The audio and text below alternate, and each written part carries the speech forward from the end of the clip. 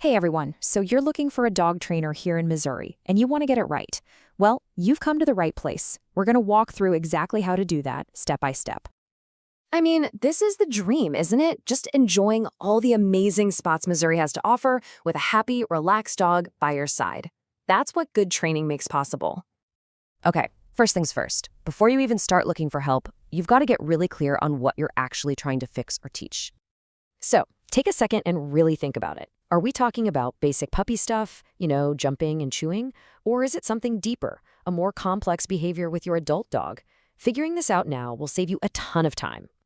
Let's break down the two main categories. You've got basic obedience. That's all about teaching life skills, like not pulling on the leash or coming back when you call.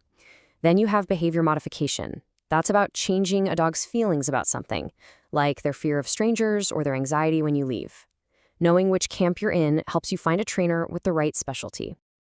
All right, so once you know what you need to work on, the next question is how. The training format you choose really does matter.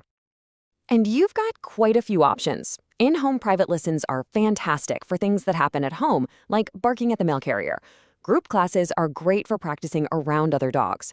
Board and train is an intensive, immersive option, while day training is a good fit for busy schedules.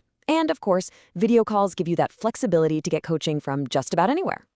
Just to give you a quick ballpark figure, a single private lesson is usually going to land somewhere in this range. But that's just one session. Let's look at what the packages and other formats usually cost. So here's a general breakdown. Now, you might see prices on the higher end of these ranges in places like St. Louis or Kansas City. It makes sense when you think about it. The more intensive services, like a board and train, cost more because they involve a whole lot more of the trainer's time and expertise. Okay, this is probably the most important part of this whole guide. Let's talk about how to tell a true qualified professional from somebody who just, well, isn't. This right here is what you're looking for. It's the modern standard for a reason. It's all about teaching your dog what you want them to do and then rewarding them for it. This approach builds a really strong bond and creates a dog who's excited to learn, not one who's just afraid of messing up. You'll probably see a bunch of letters like these on a trainer's website. Now, you don't need to memorize them, but just know they stand for real certifications. They mean that a trainer has actually passed tests and has to keep up with their education on animal behavior. It's a true sign of a professional. So when you're talking to a potential trainer, have these questions ready. Ask them flat out what methods they use. Ask how they'll tailor a plan for your dog's specific needs and how you'll track progress. A great trainer will have clear answers for all of these. And on the flip side, here are some things that should make you run the other way. If a trainer starts talking about dominance or being the alpha, that's a huge sign their information is seriously outdated.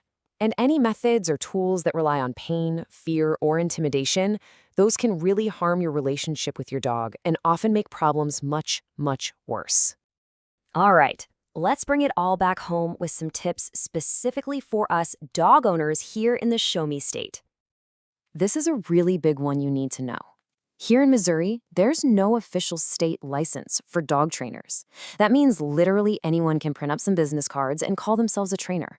That's why everything we just talked about, checking credentials and asking those tough questions, is so incredibly important. Here's a quick little checklist to keep in your back pocket. First, always know the leash laws where you are, because they can be different from one town to the next. See if your city requires you to license your dog. And finally, that rabies vaccine is a must for all dogs over 4 months old, no matter where you are in the state. So, once you and your dog are learning new things, where can you go practice? We've got so many great options, from the big open areas in Forest Park to the trails at Lakeside Nature Center. These are perfect real-world classrooms for practicing things like recall and loose leash walking. And really, that's what this is all about.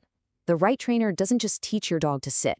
They help you build a confident companion who can happily and safely navigate the world with you. I really hope this helps you find the perfect training partner. Having a well-trained dog just makes every part of life better, from quiet nights at home, to having guests over, to getting out and enjoying all the beautiful parks and patios our state has to offer. Good luck with everything.